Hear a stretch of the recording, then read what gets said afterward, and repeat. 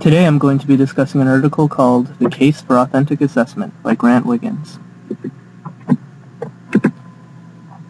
The author, Grant Wiggins, is the president of an organization called Authentic Education, which is an organization dedicated to school reform.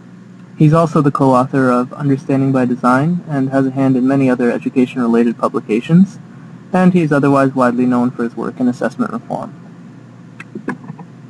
So what is authentic assessment? It is first and foremost a direct examination of student performance, consisting of what are considered worthy intellectual tasks.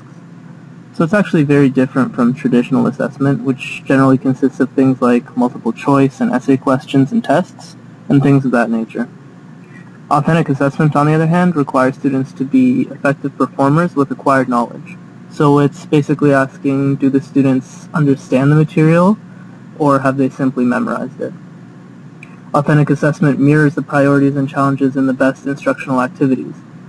And finally, authentic assessments are varied enough to provide preparation to students for the complexity of real life. So why do we need authentic assessment?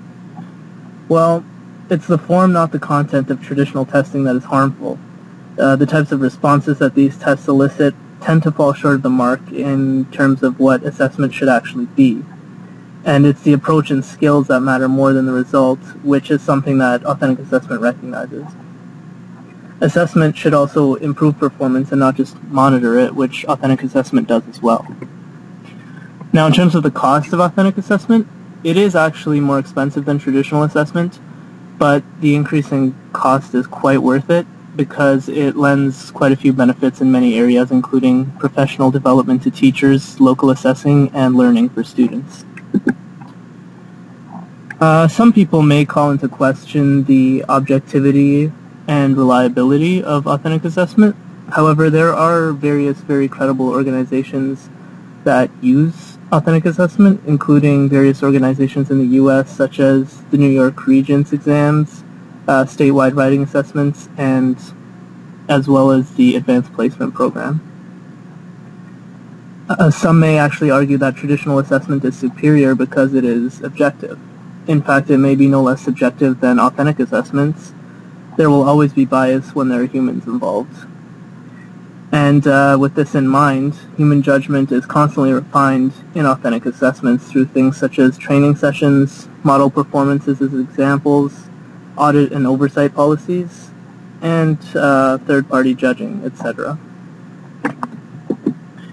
So according to the Growing Success document, the primary purpose of assessment is to improve student learning, and assessments must be ongoing, varied in nature, and administered over a period of time.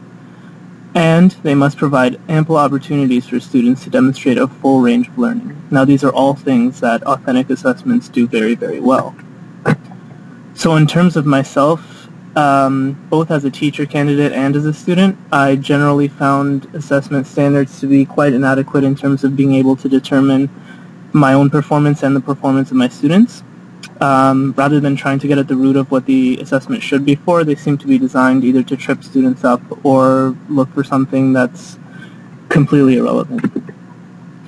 So as a teacher, I will try to design my assessments to be as authentic as possible.